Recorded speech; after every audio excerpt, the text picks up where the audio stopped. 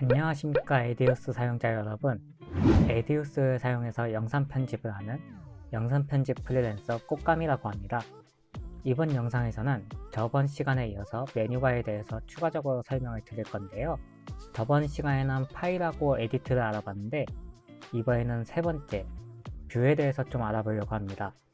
뷰 같은 경우에는 이제 화면에 보이는 이런 부분을 다 포함하고 있는데요. 한번 하나씩 자세히 설명을 드리도록 하겠습니다.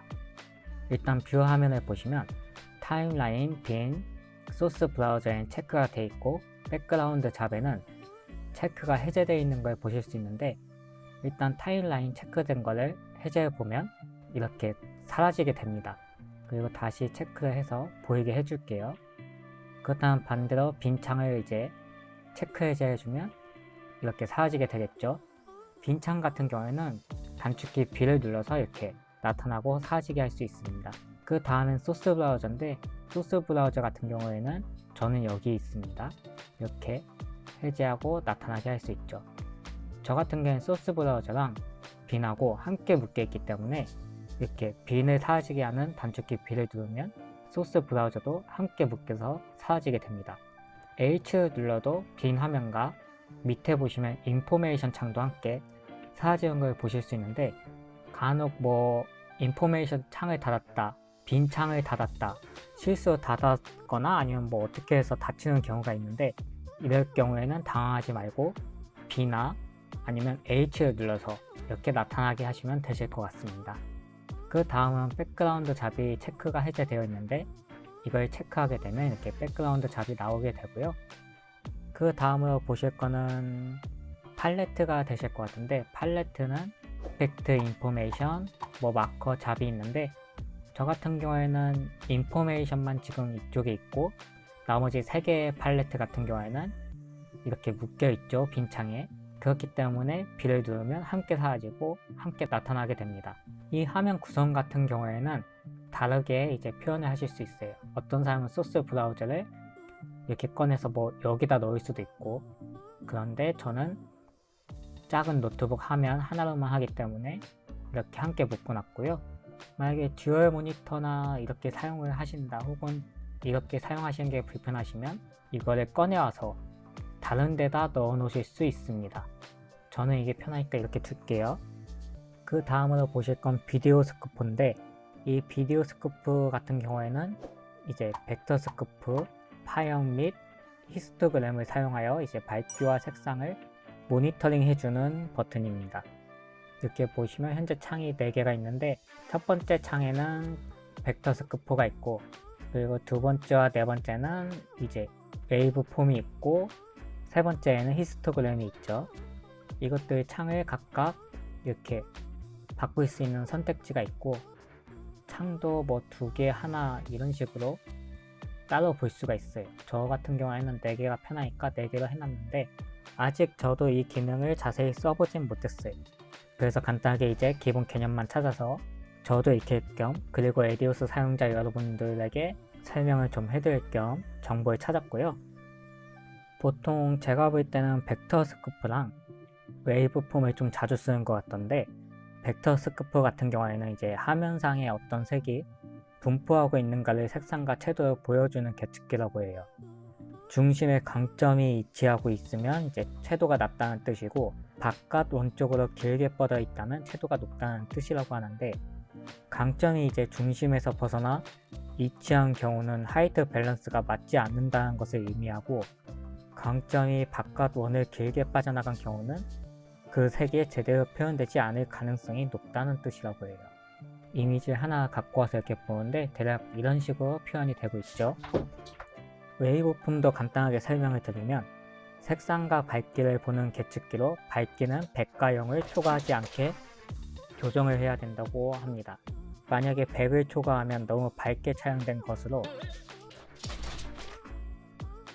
이펙트에서 컬러 컬렉션 필터를 적용해 색 보정을 100 이하로 낮춰야 한다고 하네요.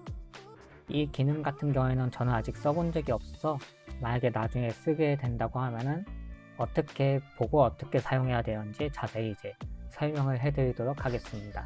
일단은 간략하게 이런 기능이 있다만 설명을 해드리고 넘어가도록 할게요. 다음으로는 이제 오디오 믹서에 대해서 설명을 해드리려고 합니다. 오디오 믹서 같은 경우에는 저는 좀 자주 쓰고 있는데, 간단하게 설명을 해드리면 이 뮤트 버튼 같은 경우에는 이제 음속을 할지 안 할지 선택을 해주는 거고요. 그리고 그 옆에 있는 솔로 버튼 같은 경우에는 이제 이것도 마찬가지 음속을 해주는데, 첫 번째 오디오만 활성화를 할 건지, 두 번째 솔로 클릭하면 두 번째 오디오만 활성화를 할 건지, 그런 식으로 선택을 해주는 버튼입니다. 그리고 여기서는 레벨 미터를 포함하고 있고, 저 같은 경우에는 마이너스 12에서 마이너스 6 사이를 왔다 갔다 하게 하고 있어요. 그리고 이쪽에 보시면 세팅이 있는데, 보통은 이제 피크 미터로 설정이 되어 있고, 오디오 신호의 순간적인 변화를 이제 시각적으로 확인을 시켜주고 있고요. 이 VU 미터 같은 경우에는 오디오 신호의 평균 볼륨을 표시해주고 있어요. 그 마지막 이 세 번째 같은 경우에는 학습 중 재생을 중지해도 학습 모드를 유지해서 동작 설정이 꺼지지 않는다고 하는데, 저는 이 버튼을 사용해 본 적이 없어요. 항상 피크 미터만 유지하고 있습니다. 그리고 여기에 보시면 오프가 되어 있고 화살표가 있는데, 화살표를 클릭하면 여러 가지가 나와요. 오프 같은 경우에는 이거를 조절을 할 수가 없고요. 여기 맨 오른쪽에만 이제 마스터가 나오는데, 이 마스터 같은 경우에는 전체 트랙의 볼륨을 조정해주는 기능이고, 그리고 나머지에는 다 동일한 선택지가 들어가는데, 첫 번째는 이제 트랙이죠. 트랙에서는 펜 컨트롤 및 페이더 작업으로 개별 트랙을 업데이트 해주고, 그 다음에 클립 같은 경우에는 타임라인 커서가 위치한 클립을 이제 조절해주는 기능, 제가 자주 쓰고 항상 쓰는 게 이 클립 기능입니다.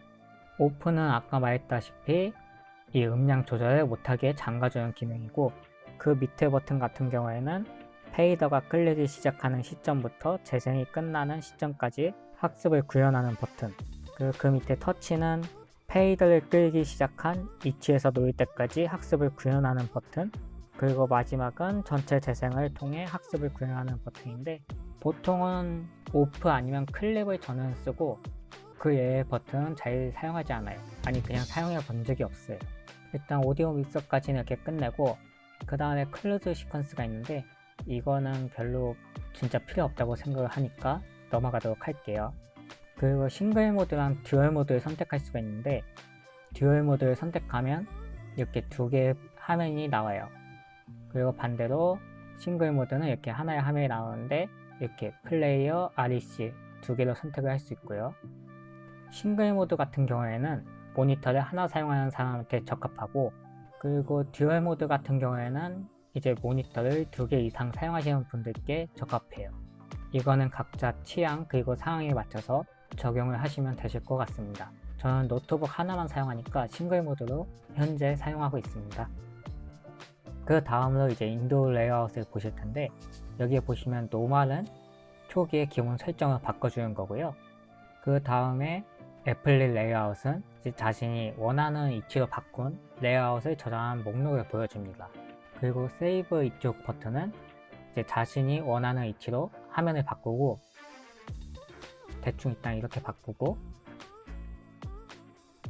파일을 저장하는 거예요. 이렇게 하고 일단 노멀로 바꿔볼까요? 노멀로 바꾸고, 그리고 다시 보시면 임시가 돼 있죠. 여기서 저장하면 이쪽에 목록이 저장돼요. 그래서 클릭하면 이렇게 바뀌고,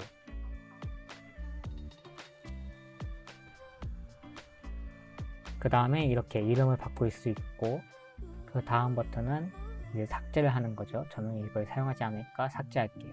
대충 이런 식으로 자신이 원하는 화면 구성을 적용하시고, 그리고 저장을 하시고, 대충 이런 식으로 자신이 원하는 스타일의 화면 구성을 이렇게 저장하실 수가 있어요. 다음 버튼 보도록 하겠습니다. 이거 모니터가 여러 개면 좋은데 없으니까, 그리고 뭐 크게 사용할 것 같지 않으니까, 보시면은 사실 그거예요. 그냥 전체 화면을 보는 거고, 이렇게. 그리고 만약에 모니터가 2개 이상이면 어떤 모니터에 전체 화면으로 할 것인가, 그걸 보여주는 거겠죠. 이거 같은 경우에는 화면을 회전시켜서 보여주는 걸 의미할 텐데, 이거는 보통이라면 0으로 맞춰서 이렇게 하겠죠. 그리고 요거는 알파 채널, 투명도 이런 걸 말하는 걸 거고, 그 다음으로 오버레이 보시면 이렇게 되어 있는데, 뭐 크게 볼 거는 이거 두 개인 것 같아요. 이거 두 개도 단축키로 할게요. 컨트롤 H를 누르면 이렇게 사각형이 나오고, Shift H를 누르면 이렇게 십자선이 나와요. 저 같은 경우에는 이거를 여기서 따로 안 하기 때문에 일단은 취소를 해두도록 하겠습니다. 이게 있으면 나는 보기 편해요. 보기 편한데 저는 좀 불편하니까 취소를 하고, 그 다음에 이거는 별로 필요가 없으니까 넘어가도록 하고요. 이거 같은 경우에는 표기에는 이렇게 나와 있을 텐데 이게 편집할 때 은근 보기가 불편해서 저 같은 경우에는 지워 놓거든요. 단축키 컨트롤 G를 누르면 이렇게 안 보이게 할 수 있어요. 자, 이 버튼도 뭐 크게 중요한 건 아니니까 넘어가도록 할게요. 자, 바로 다음 클립으로 넘어가겠습니다. 클립 같은 경우에는 이것도 저는 이번에 처음 클릭을 해봤는데 여기 있는 모든 기능을 저는 단축키나 아이콘 버튼 이런 식으로 하고 있거든요. 이 메뉴바에서 이 버튼을 클릭할 일이 없기 때문에 이 클립의 개념만 설명을 해드리고 넘어가도록 하겠습니다. 이 클립이란 새 클립 생성, 그리고 클립 연결 또는 숨기기, 레이아우터 시작, 시간 효과 설정 등과 같은 클립 작업에 사용을 한다고 해요. 뭐 그런 개념이라고 하는데 사실 이런 개념을 익힐 필요가 없고 여기 있는 것들을 기능을 익히면 되겠죠, 저희는. 근데 이 기능들은 나중에 하나씩 설명을 해드리도록 할게요. 지금 당장은 뭐 여기서 하나씩 클릭하면서 익힐 필요는 없을 것 같아요. 그 다음에는 마커입니다. 여기서는 뭐 마커 추가 삭제 또는 마커 목록 가져오기 및 내보내기와 같은 마커 설정이 사용된다라는 개념으로 설명을 해주고 있는데, 간단하게 말해서 시퀀스 쪽이나 아니면 클립 쪽에 마커를 만들고 그 마커 쪽에 이제 인덱스를 설정할 건지 뭐 인아웃 점이 어딘지 그걸 정해주는 거예요.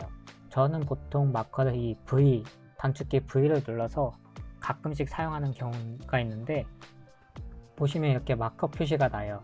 이거를 아웃점도 정할 수 있고 그리고 내용도 적을 수 있죠. 그러면 이렇게 표시가 나요. 물론 마커의 색상도 따로 바꿀 수 있습니다. 현재는 오렌지로 되어 있는데 블루로 바꾸면 이렇게 마커가 파란색으로 바뀌고, 마커 삭제하는 법 어렵지 않습니다. 이거 클릭하고 델리트 키를 눌러서 삭제해 주시거나 아니면 해당 마커 쪽에 가서 V를 눌러주시면 삭제가 돼요. 마커 같은 경우에는 크게 설명을 드릴 게 없는 게 에디오스에서는 그렇게 마커 기능을 많이 사용하지 않기 때문에 이 마커 기능은 이렇게 간단히 설명을 드리고 넘어가도록 하겠습니다. 오늘은 간단하게 이렇게 뷰랑 클립, 마커에 대해서 세 가지에 대해서 간단히 기본 개념만 설명을 해드렸는데 오늘 영상은 여기까지 하고 다음 영상에서는 나머지 모드랑 캡처 그리고 렌더 툴 세팅 헬프도 알아보도록 하겠습니다. 지금까지 저는 영상 편집 프리랜서 꽃감이었고요. 지금까지 영상 시청해주셔서 감사드립니다.